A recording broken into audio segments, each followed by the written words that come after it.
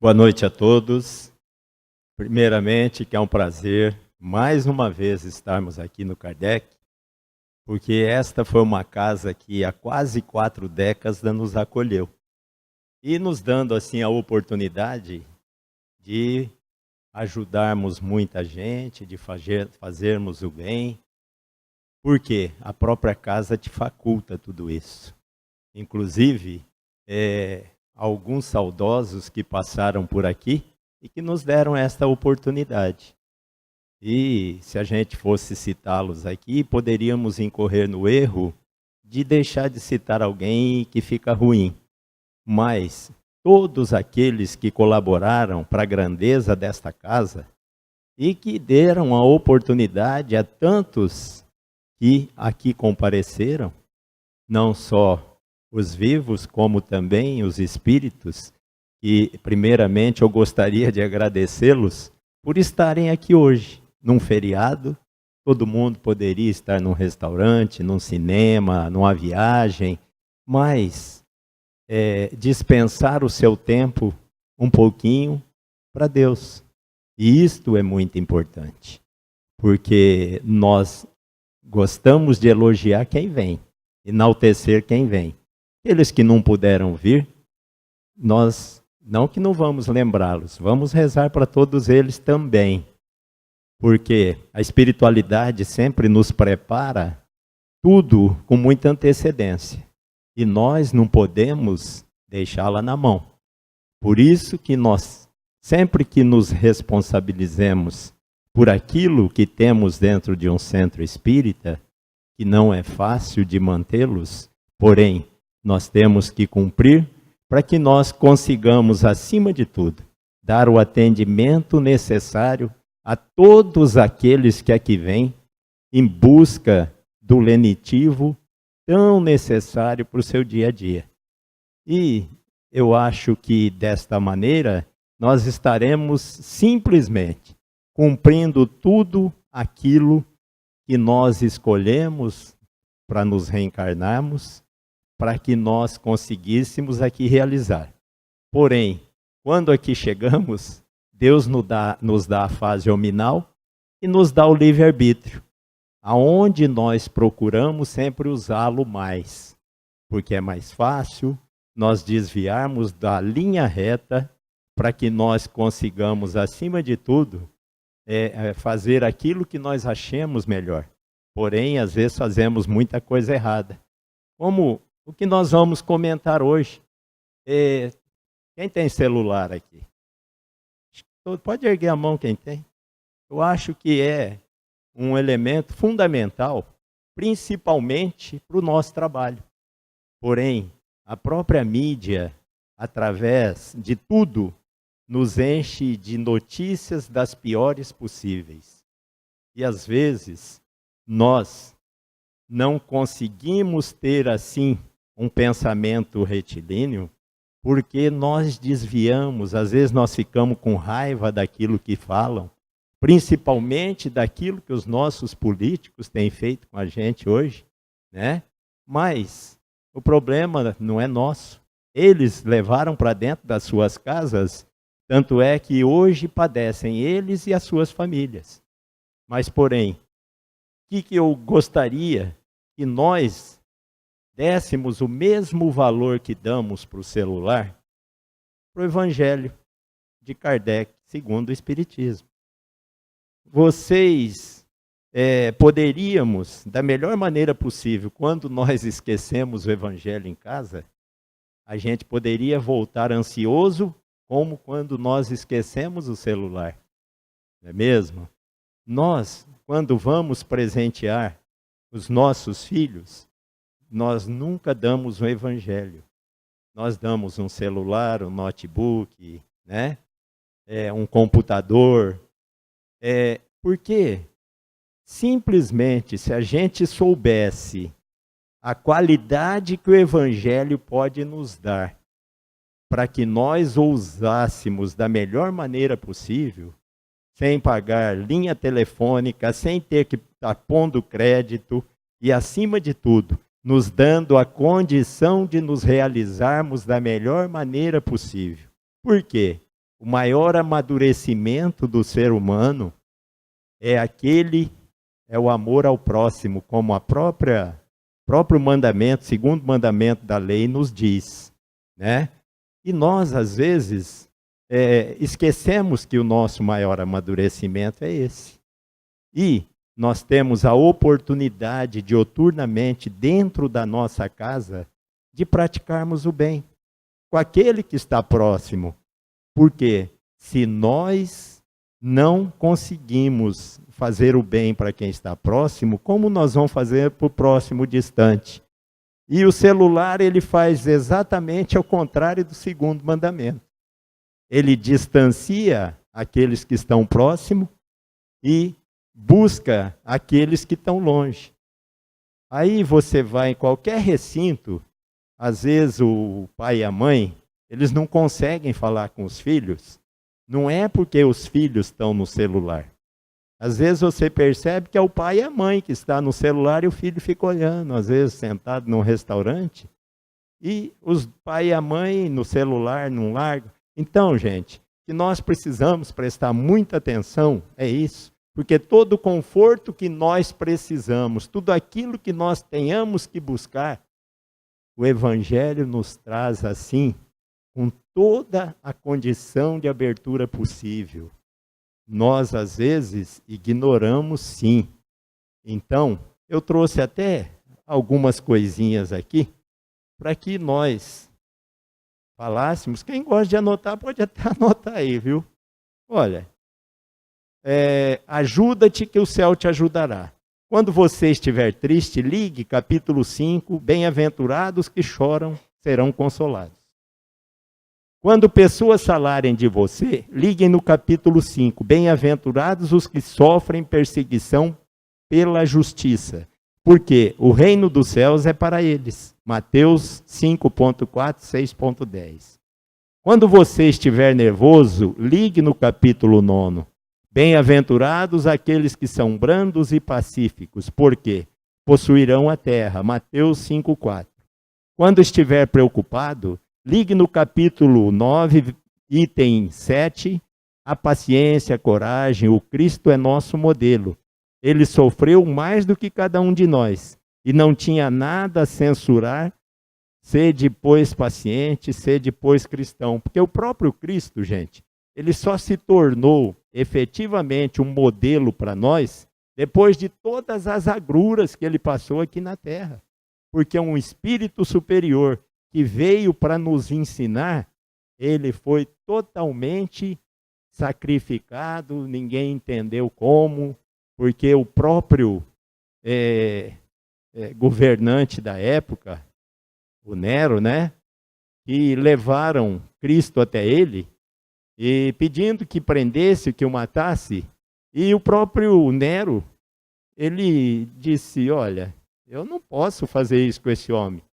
Eu vejo falar maravilhas dele. Então, o que acontece? O povo pediu que Cristo fosse sacrificado.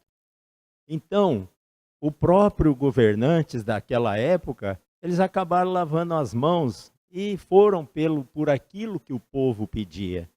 Por isso, gente, que nós temos que ter muito cuidado. Apesar de todas as atrocidades que vemos quando Cristo não a praticou, e ele foi crucificado, né, da pior maneira possível, porque ele não devia nada. Ele veio para ser exemplo aqui na terra. Quando estiver em perigo, ligue capítulo 5, item 22. Bem-aventurados os aflitos. Quando Deus parecer distante, ligue capítulo 27, item 1. Pedir e obtereis. Qualidade, eficiência e ação da prece. Quando a sua fé precisar ser ativada, ligue capítulo 19, item 1. O poder da fé. Quando estiver solitário e com medo, ligue capítulo 16, item 10. Ninguém poderá servir a dois senhores, a Deus e a Mamon. Amará um e odiará o outro. Quando você for áspero e crítico, ligue capítulo 8, item 9. Ainda bem-aventurados aqueles que têm coração puro. O escândalo é necessário, mas há de quem o provoque. Para saber o segredo da felicidade, liga o capítulo 5, item 20. Bem-aventurado aqueles que têm olhos fechados. Quando você sentir-se triste e solitário, ligue no capítulo 26, item 5, 1. Dai gratuitamente que recebeste gratuitamente. É o que eu falo sempre. Nós espíritas, a gente vem para o centro, é justamente para que nós aprendamos aqui e levamos para fora. Para que nós, assim, pratiquemos seriamente o espiritismo. E eu digo sempre, você, aquilo que sabe passar para outro, é a obrigação que nós temos. Porque se viesse só um aqui fazer palestra todo dia, o dia que ele não pudesse vir, não teria palestra, não é mesmo? Então, o exemplo que eu sempre dou é da vela acesa, a outra apagada. Você vai e acende a apagada com a que está acesa na sua mão, as duas ficam com a chama incandescente, bonita, do mesmo jeito. E nem por isso aquela que deu a chama para outro perde a sua claridade.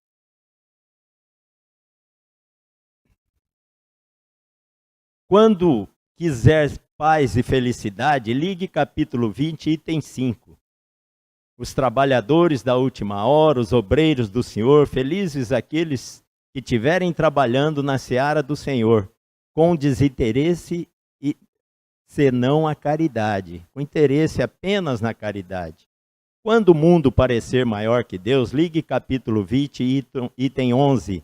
Peça-me até exaustão. Deus sempre nos disse isso, peça-me até exaustão. Porém, cada um terá de acordo com seu merecimento. E nós, às vezes, gente, nós não temos o merecimento para tudo que nós pedimos. Às vezes, e outra, nós sempre pedimos muito mais do que precisamos, né? Então, quando nós vemos que não somos atendidos, então nós vamos no centro espírita, no evangelismo, na igreja católica, no terreiro de Umbanda, na Quimbanda, para fazer troca com Deus. Oh, se o senhor me der aquilo, eu paro de tomar Coca-Cola, não vou no carnaval, paro de comer pastel. Então, isso é troca, não tem validade. Até mesmo, gente, quando nós fazemos o bem para alguém, o próprio Cristo nos disse, tudo que você somar de bom aqui na terra, vai para o céu. Porém, tudo que você fizer, faça sem exibicionismo. Aí você fala assim, ó, vou doar 100 cesta básica. É beleza, muito bonita a ideia, poxa, fraterna. Aí você chama televisão, jornal, rádio, todo mundo para ver você entregando a cesta. Então o que acontece? Aquele bônus que você poderia acumulá-los lá em cima, você já ganhou aqui na terra. O que Deus faz? Você ganhou o que você pediu. Então lá em cima você não somou nada. Então, gente, se a mão direita faz, a esquerda não precisa saber. Quando praticarmos o bem, não saiamos como a galinha quando bota o ovo cantando. E façamos porque nós gostamos de ajudar o próximo. E, aliás, o próximo, como eu já disse, é o maior grau de amadurecimento que tem aqui na Terra, hein? É a oportunidade maior que Deus nos dá de amadurecermos. Porque eles nos colocam numa família que tem problemas com droga, tem problemas de alcoolismo, tem problemas sérios, né? Tem uns que até a sogra é problema. E o que acontece? Nós temos que entender que essas pessoas não são problemas. Elas não nos devem nada. E nós sim devemos a elas. Porque elas nos dão essa condição de amadurecermos. Então, gente, até mesmo o Chico Xavier, no seu livro Na Sombra do Abacateiro, ele nos conta uma historiazinha que uma mãe médica, pai médico, 3 filhos, 2 médicos e um totalmente drogado. E depois de muitos anos de estar cansada de brigar, de interná-lo, de ameaçar prendê-lo, ela procurou o Chico Xavier. E lá chegando, ó, Chico, acontece isso, isso, isso. O Chico ouviu tudo que ela quis dizer. Aí depois, a senhora já terminou? Já, Chico, e a gente não está aguentando mais. Falou, então, olha, eu acho que vocês devem aguentá-lo até que ele estiver aqui na Terra com vocês. Porque esse é o maior grau de amadurecimento de vocês. Você vê como Deus foi bom com vocês? Deu 3 hospitais para vocês, deu mansão, deu carro de luxo. E deu esse menino, às vezes ele não se tranca no quarto e fica 3, 4 dias trancado. Falei, Chico, é verdade. Ele falou, então, sabe por quê? Ele tem vergonha de vocês, de tudo que ele faz. Porém, eu posso garantir para a senhora, ele já foi muito pior em outra encarnação. Ele foi traficante, estuprador, usuário de droga, bandido quanto mais. Então, o que acontece? Hoje ele só veio como usuário de droga. Foi colocado numa família de bem, que é para ele aproveitar e aprender para a próxima encarnação ele vir melhor. Porque Deus, na sua bondade infinita, ele nos dá a oportunidade de nós, na próxima encarnação, partirmos da onde nós ficamos na última. Então, realmente, nós precisamos tomar muito cuidado em criticarmos aquele que às vezes fala a verdade para a gente. E também, nós às vezes, quando criticamos, não é o outro que nós estamos criticando. Nós estamos enxergando nós neles. Então, como nós não temos coragem de falar para nós mesmos aquilo que somos, então nós vemos no nosso companheiro. Não é mesmo? Então, nós precisamos ter esse cuidado para que nós possamos aprender da melhor maneira possível. Porque, gente, há 20 séculos e 17 anos, Jesus disse lá atrás, olha, a transição planetária vai chegar. E quem não se preparar, poderá não participar do mundo melhor que vem aí. Então, gente, que aproveitemos o máximo em cada encarnação, principalmente nessa. Que construamos a nossa piramidezinha, tijolo por tijolo, para que nós tenhamos a condição de cima dela, olhar de igual para igual com todos, para que nós possamos participarmos desse mundo melhor que vem aí. E olha, o mundo melhor não é em outro lugar, não. É esse aqui. Esse que essa vez ele nos deu como regenerador, porém, ele nos deu como campo santo e não como prisão. Porque nós temos o livre-arbítrio para fazermos o que queremos. Então, que aproveitemos da melhor maneira possível ainda o tempo que resta nessa encarnação, para que nós, quem sabe, conseguirmos ficarmos aqui nesse mundo que vai ser o melhor, porque, gente, o próprio Espiritismo nos diz, a quem mais é dado, mais será cobrado.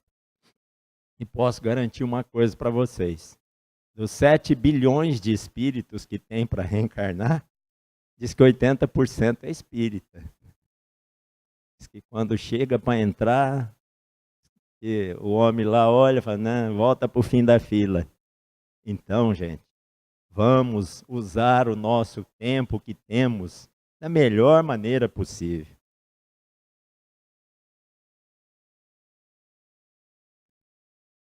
E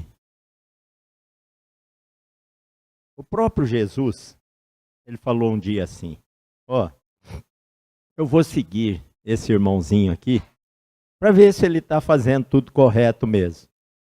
Então, diz que Jesus sentou do lado da cama dele de manhã, a pessoa acordou, levantou, foi no banheiro, fez suas necessidades, tomou banho, trocou de roupa, sentou na mesa, tomou o café da manhã, comeu seu pão com manteiga, levantou e sequer agradeceu a Deus por tudo aquilo.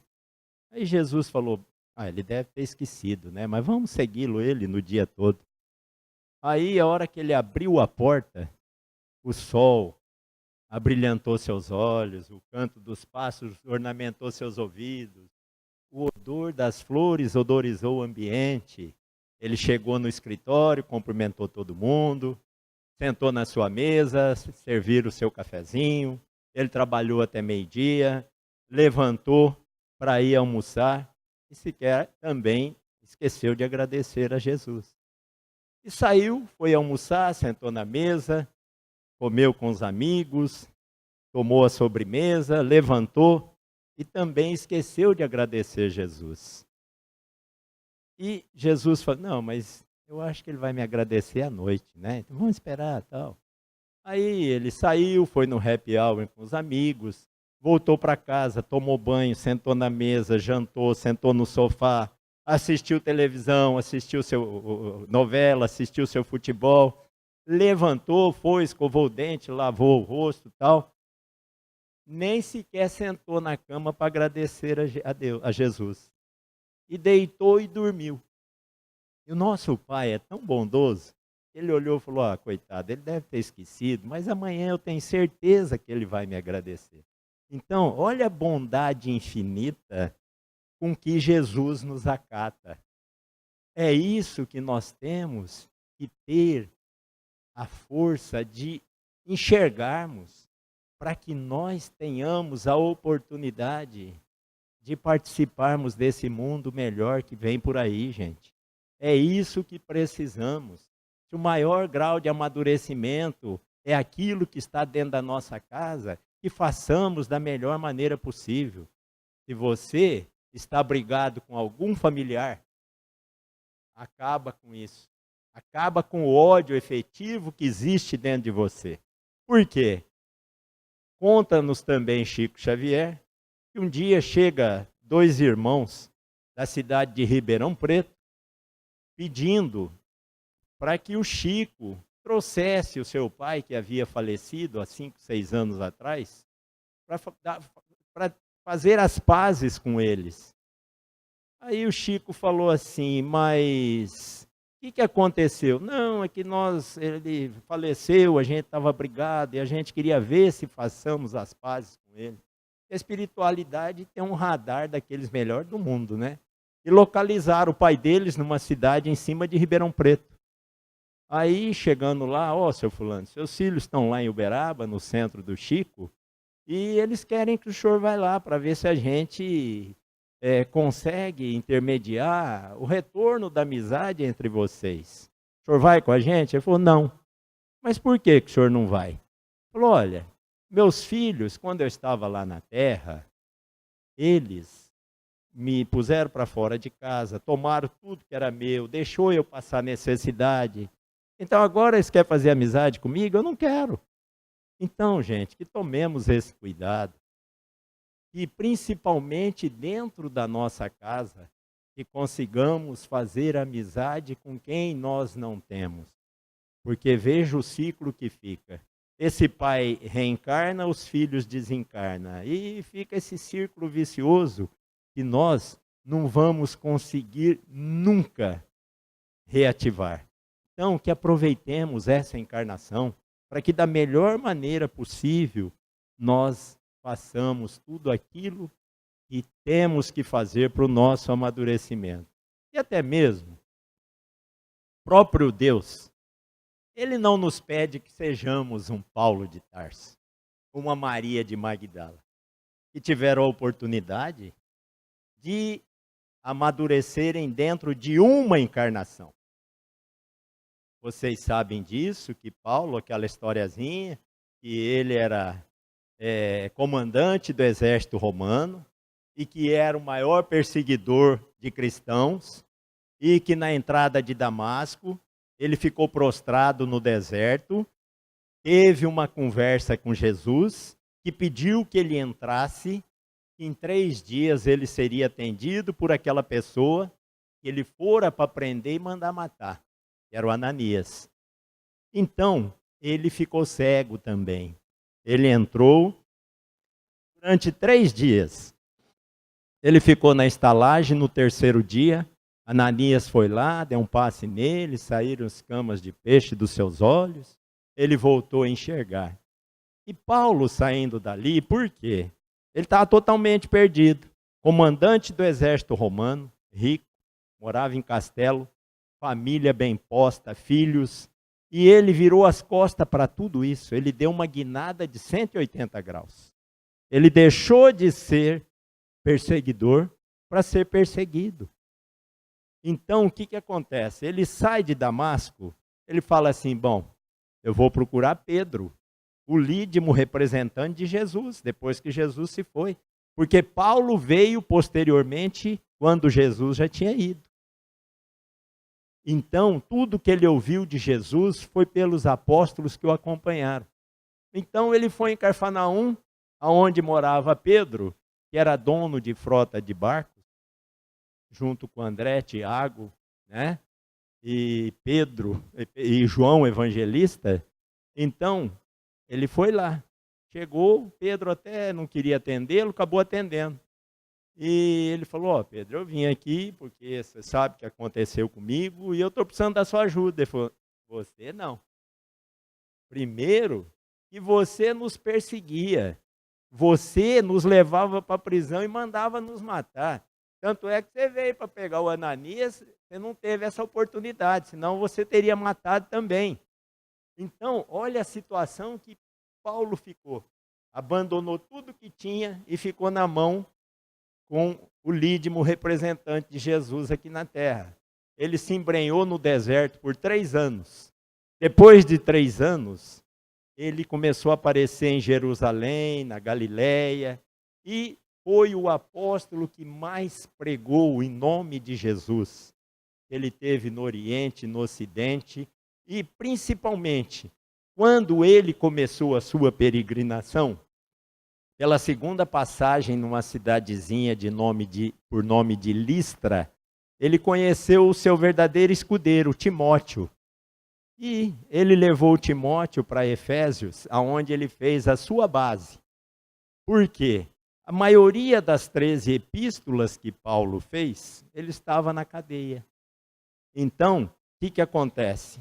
O Timóteo, ele fazia as epístolas em forma de circulares, e o Timóteo que distribuía nas igrejas, nas sinagogas, nos centros, no evangelismo, em todo lugar. Ele quem passava tudo isso. E ele, inclusive, não queria que o Timóteo fosse na cadeia para pegar essas circulares, de medo de o Timóteo também ser preso. Então, ele arrumou uma terceira pessoa, por nome de Onesíforo, que fazia essa ligação entre ele e Timóteo. E Paulo, gente, acima de tudo, ele foi um visionário dos melhores. Da mesma forma que ele perseguiu, ele também soube arregimentar cristãos. E ele sempre procurava aquelas cidades maiores, que era justamente para que ele conseguisse reverter tudo aquilo de mal que tinha na cidade, como em Efésios, que ele construiu a igreja. Aí, no século 146 a.C., Corinto foi totalmente destruído pelo exército romano. E quando Júlio César, em 46, assumiu como o primeiro dos 12 César, né? César, Augusto, Calígula, Galba, Otto, Tito, Domiciano, Vespasiano, quem sabe história de Roma sabe desses nomes. Então, o que acontece? Ele reconstruiu Corinto.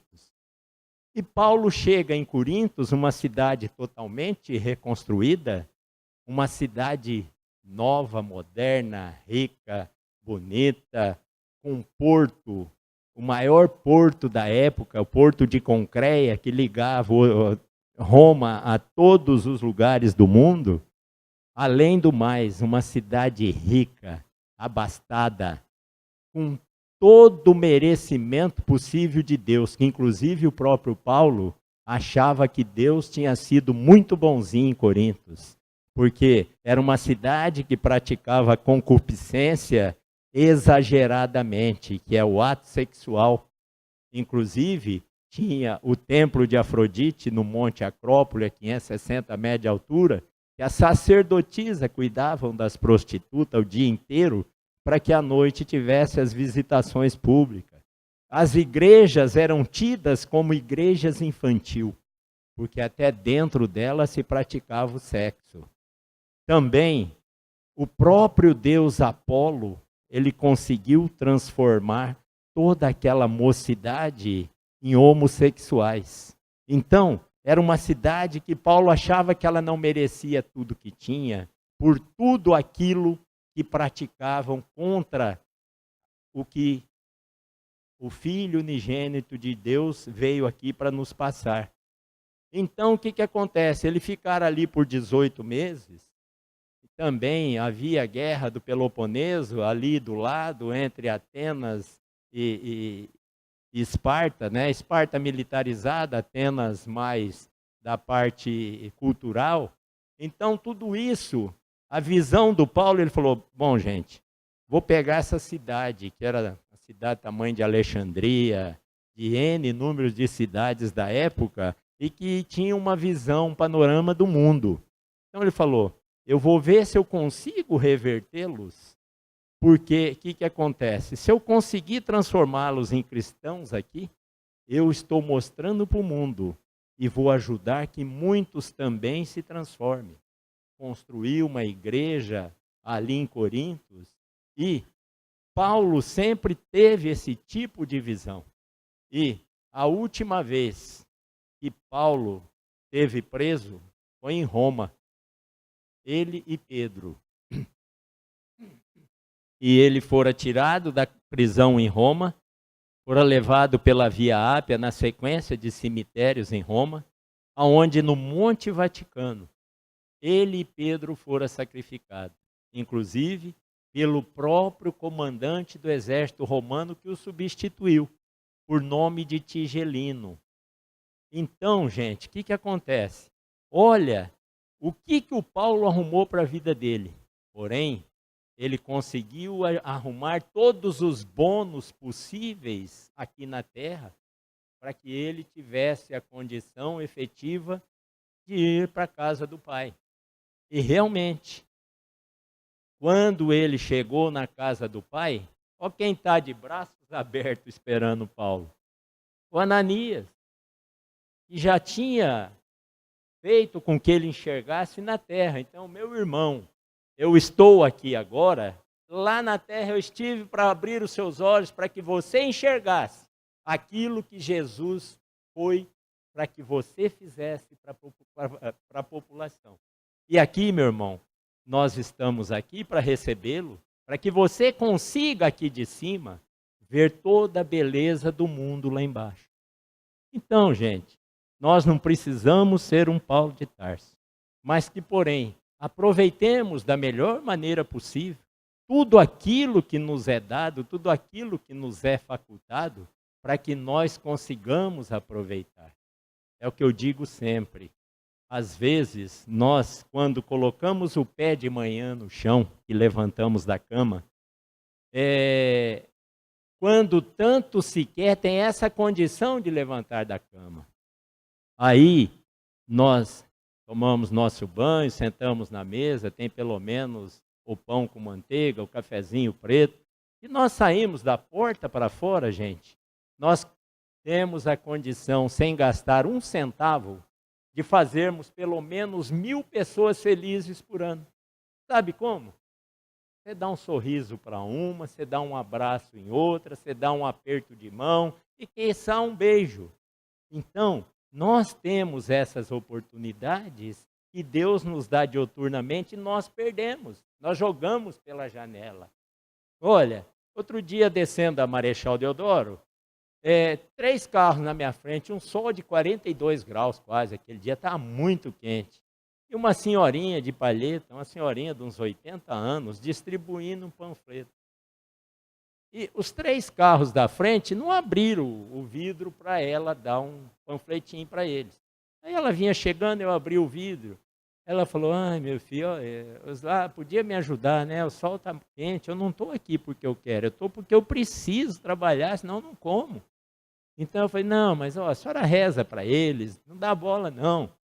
Sabe por quê? A senhora é muito melhor que eles.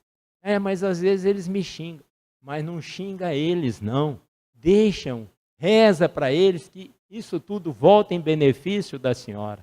Então, gente, veja bem, são oportunidades que nós temos e nós vamos jogando janela fora. Então, o que acontece? Aproveitemos a oportunidade. Quando pedirmos as coisas para Deus, que pedimos sem excesso, como eu já disse, né? E sempre que nós vamos pedir, nós precisamos de X, nós pedimos 3X. Igual aquele nosso irmão chegou e falou: olha, Deus, eu queria que o Senhor me desse uma flor mais linda do mundo e uma borboleta daquelas mais lindas também, Deus. Então, Deus mesmo diz: peça-me até a exaustão, cada um terá de acordo com o seu merecimento. E às vezes Deus nos dá o que nós pedimos, só que nós não sabemos interpretá-lo. Aí, ele deu um pé de cacto e deu um casulo de borboleta para o rapaz. Falou aí, ó, mas nem uma flor e uma borboleta que eu peço, Deus me dá. Aí passa 40 dias, o cacto soltou uma flor que era a coisa mais linda do mundo. E a borboleta saiu, aquela borboleta maravilhosa. Então, o que acontece? É que nós somos useiros e vezeiros em querermos fazer a troca e sermos imediatistas, queremos receber na hora. Então, o que acontece? São historiazinhas que às vezes o próprio Chico nos narra, das 3 árvores, que eu acho que muita gente aqui já até sabe. 3 árvores na entrada da floresta, o lenhador passava do lado delas, ia lá no meio da floresta, arrancava 3 árvores e trazia. Isso 2 anos, 3 anos, 4 anos. Elas começaram a reclamar. Poxa, o cara entra lá no meio da mata para arrancar, por que não arranca a gente? E reclama, passa mais 3, 4 anos, até que um dia o cara olhou, meteu a foice, levou uma, ele deixou num estábulo. A outra, ele deixou numa carpintaria. E a outra foi para uma fábrica, foi para uma cadeia pública. Então, aí continuam reclamando, a gente não sabe esperar, né? Também se fosse para arrancar a gente, deixar jogado aqui, não adianta, a gente não sabe esperar. Aí o que acontece? Primeira árvore que fora deixado lá nessa estrebaria, fizeram a manjedoura onde ele acolheu Jesus.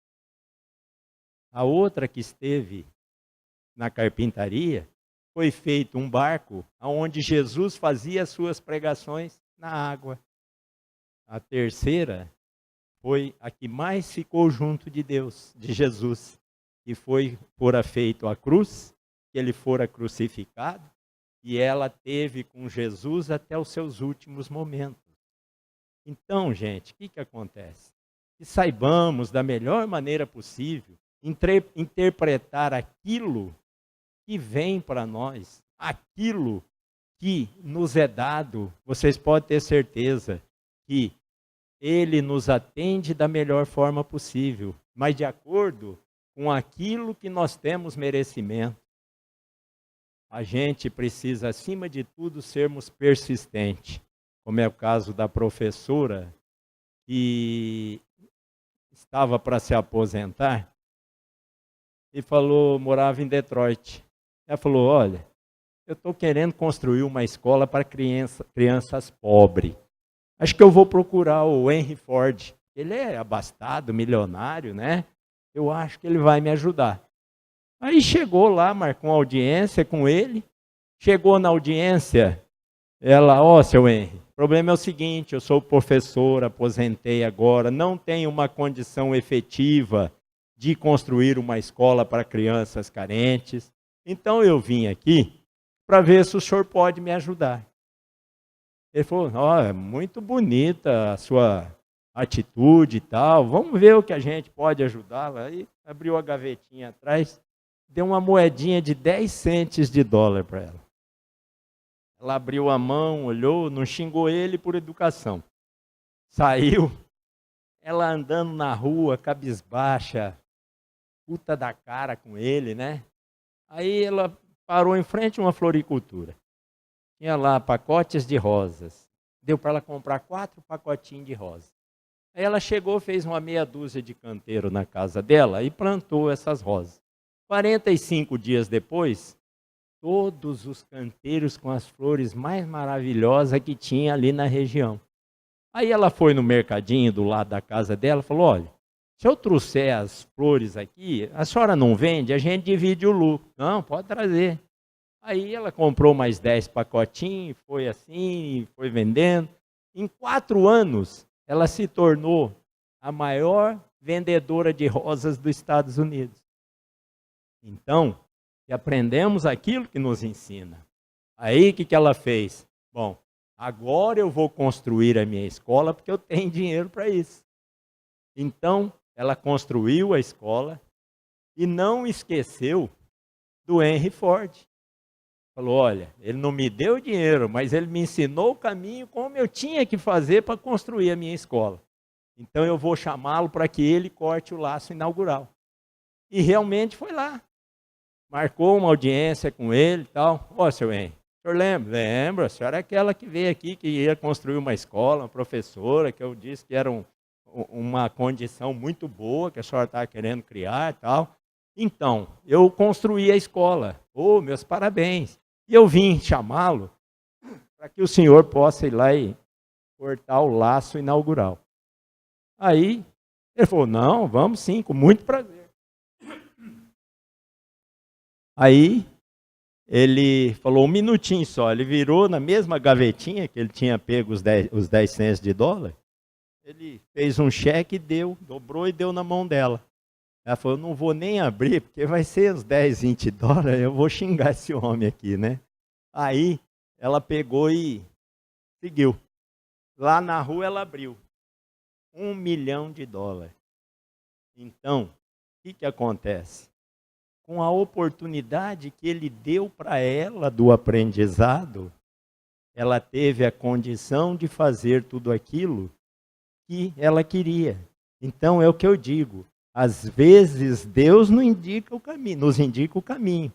Nós é que somos os eros e vezeiros e não acreditarmos. Deu o horário aí? Deu? Beleza. Então, gente, eu espero que tenha passado alguma coisa para que nós, cada dia mais, tentemos melhorar aquilo que nós, sempre que aqui chegamos, que era para aprender, para que nós possamos levar para fora. Eu vou passar um videozinho para vocês, antes da gente encerrar, para vocês verem, acima de tudo, como nós temos a condição de somar os nossos bônus lá em cima, de nós sermos beneficentes, de sermos benevolentes, temos a condição de amar o próximo. Esse videozinho são 2 crianças que nasceram com talidomida. No Iraque, na época da guerra, a mãe não os quis, colocou os 2 dentro de uma caixa de sapato e os largou num orfanato.